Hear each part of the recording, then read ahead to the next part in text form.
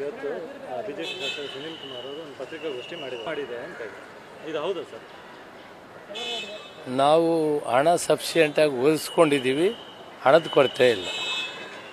ನಾವು ಪರಿಷ್ಕರಣೆ ಮಾಡಿದಾಗ ಕಾರ್ಡ್ಗಳು ಅಂದರೆ BPL ಅಲ್ಲದೇ ಇರೋರು ಆ ಪರಿಷ್ಕರಣೆಯಲ್ಲಿ ಬಂದಂಥದ್ದನ್ನು APLಗೆ ಹಾಕ್ತೀವಿ.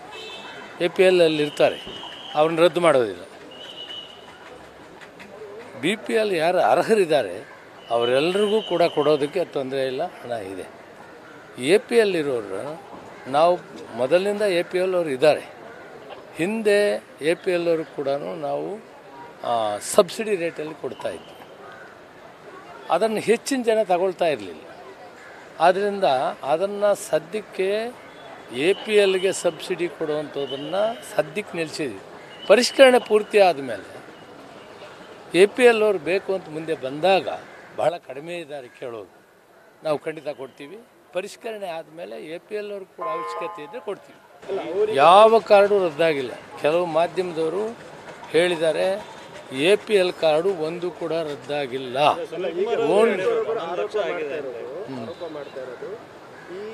ಗ್ಯಾರಂಟಿ ಯೋಜನೆಗಳಿಗೆ ಹಣ ಹೊಂದಿಸ್ಲಿಕ್ಕೆ ಆಗದೇ ಇದ್ದ ಕಾರಣ ಈ 11 ಲಕ್ಷ ಇದನ್ನ ಮಾಡಿದ್ದಾರೆ.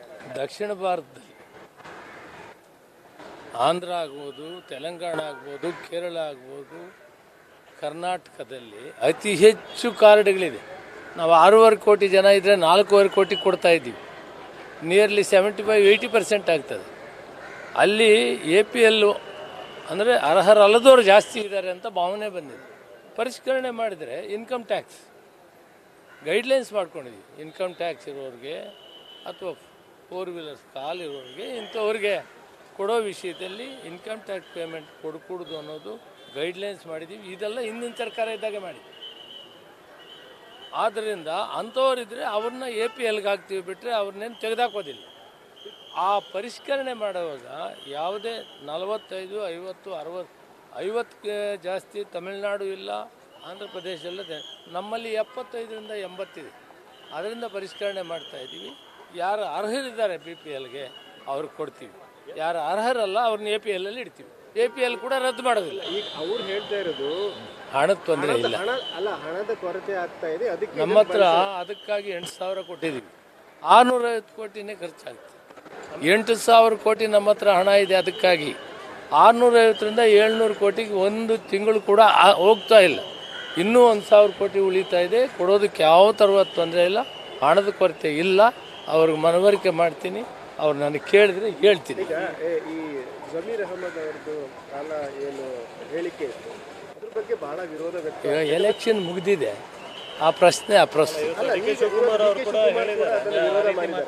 ಮತ್ತೆ ಉಪಾಧ್ಯಕ್ಷರು ನಿಮ್ಮ ಹುಸೇನ್ ಅವರು ಕೂಡ ಹೈಕಮಾಂಡ್ಗೆ ಲೆಟರ್ ಬರ್ತಿದ್ದಾರೆ ಅವ್ರ ಬಗ್ಗೆ ವಿರುದ್ಧ. ನಾನು ಎಲೆಕ್ಷನ್ ಮುಗಿದಿದೆ, ನಾನು ಅದ್ರ ಬಗ್ಗೆ ಮಾತಾಡೋಲ್ಲ. Thank you very much.